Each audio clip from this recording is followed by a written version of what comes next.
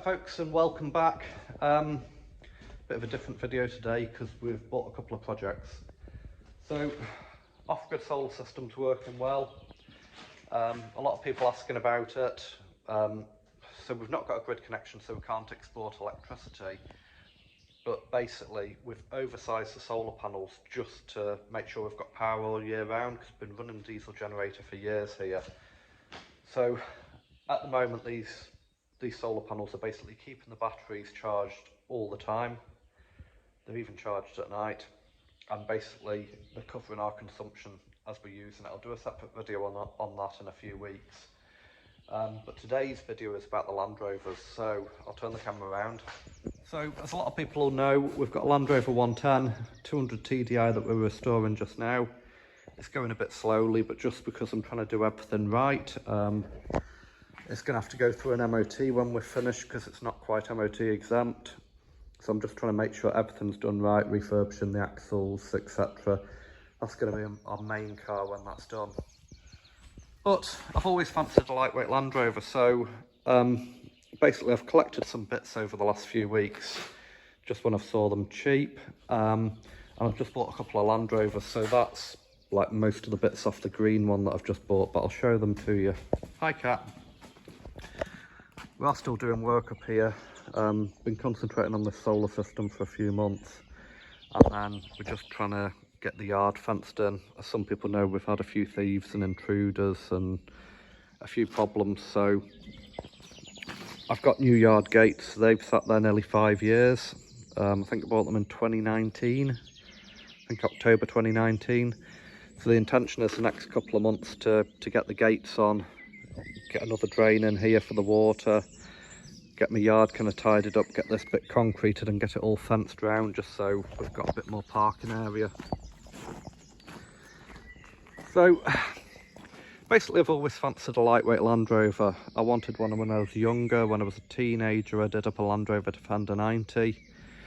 I was always told not to buy one because they're old and they'd want a lot of work, buy something newer, which I did. And they're getting really hard to find. You know, you used to be able to buy one of these for about 300 quid, you know, like a farm type one that you could run around in. I've been looking for a wee while. I've had adverts out on some of the enthusiast groups on Facebook. I've been offered probably over 20 lightweight Land Rovers. They're generally up the north of Scotland or the south of England. And even for a restoration project like this, people have been wanting 6,000 to 7,000, which I get. You know, there's ones restored on eBay at 30 grand. I don't know what a lightweight restored really is worth, probably 10 or 12, you know, in the real world. But I had an advert out and somebody contacted me near Falkirk last Saturday and said he had 2 lightweight Land Rovers. Now, I really only wanted one. I don't need 2. But he bought them as a pair and he really wanted to sell them on as a pair. His idea was that he was going to make 1 out of 2, because this one's got a good bulkhead and the chassis is better on the other one, and this one's got an engine and the engine's missing for some reason out the other one. But he'd had them over 4 years. He'd had them since before COVID, and he just never, apart from stripping the green one, he'd never got round to doing them. So this is one of the later lightweights. So this is obviously a Series 3. I think it's 1980 it was built. I don't think that's the original engine. Somebody can maybe correct me. But this is a 2 1/4 diesel engine. I've not had it running yet. I was told it doesn't run. Obviously there's a radiator hose and stuff off it, and I think the stop back is stuck. But we'll fire a battery on her and see if there's any life in this engine. So this is obviously a later one. The bulkhead on the top of the bulkhead is quite solid on this. I can't actually start work on these until I've got the logbooks for them. The seller didn't have the logbooks, he never got them. So I've got the chassis number that I won't show in the video. So I've applied for both the logbooks on these through the DVLA, and that takes I think 6 to 8 weeks just now. So we'll try and get this started, and then it'll be parked up until we do have the logbooks, because the DVLA might want to inspect them. So I believe an old fellow had been using this one as an off-roader. Now there's a reason the door's open, but this one's largely complete.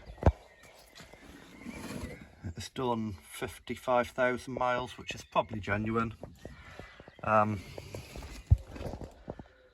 don't know if that's original steering wheel or not, or whether, because that says Leyland, but it would have probably been built in the British Leyland days. Obviously the heater and everything's still there, radiator console in the head lining. It's got like Rally Safari seats. Now when I bought it, the doors did shut, but I don't know if you can see that. The chassis is that rotten. Basically the chassis snapped when it's been on the recovery wagon coming here. So that chassis ain't going to be repairable. So whatever we do with this one, it's going to be a new chassis. If anybody's got any ideas, drop your comments down below. I think the lightweight chassis is different to the Series 3. I can get a new chassis for one of these for 1,500 plus the dreaded VAT. Could do without spending the money just now. But I don't know which way to go with this, because this is a truck cab, and I don't think it's original. I don't know whether to kind of bodge up my own chassis or quite what to do, and I don't know what engine to put in it. 200 TDI engine would be nice. They're a lot of money getting. Maybe a Daihatsu 4-track engine would be better. Let me know in the comments what you think. But this one, Heather likes this one, so this one, basically the intention is to kind of do it up as a truck cab. We're going to probably have to put a couple of lengths of scaffold pipe under it to move it, and we're going to push it in the storage area until we get round to starting on this. So that's was 558V.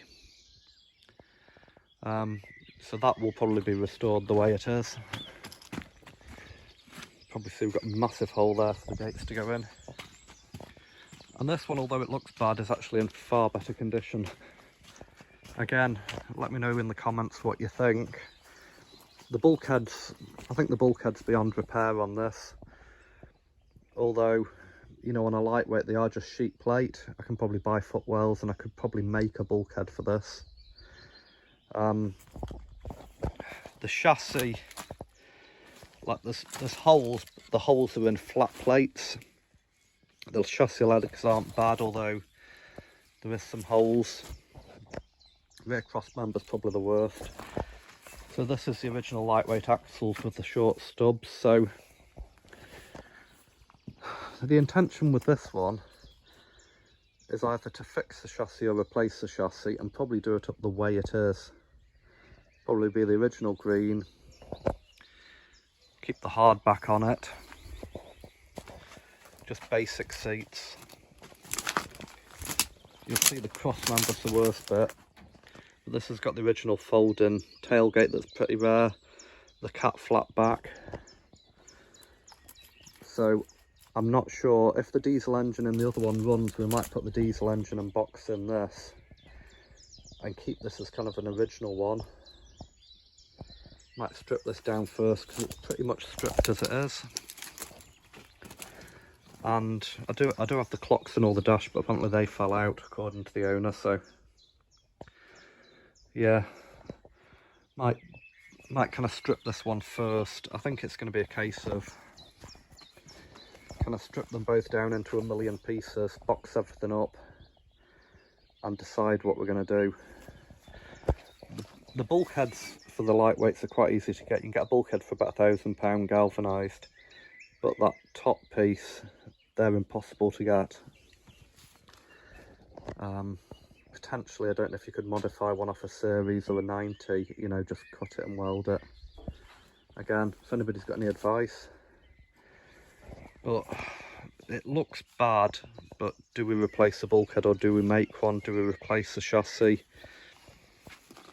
The chassis is all like nice flat sections. You can buy a rear cross member. Yeah, what do we do? Let me know in the comments, folks. I'm kind of at a loss with this one, but it will get restored. You can buy everything for them, you know, none of that's a problem. But it's just a bit of a skeleton. So these are the new projects. So we've got two of them.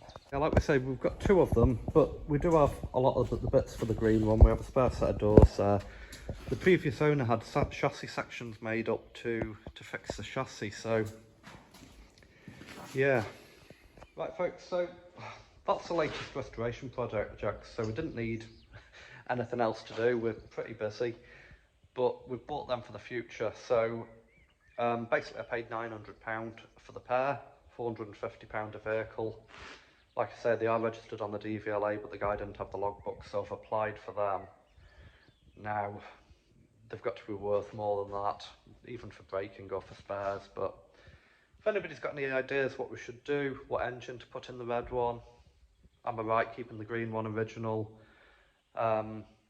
You know, what chassis, what suspension we should put on the red one. The red one could be a fairly blank canvas because it's not original.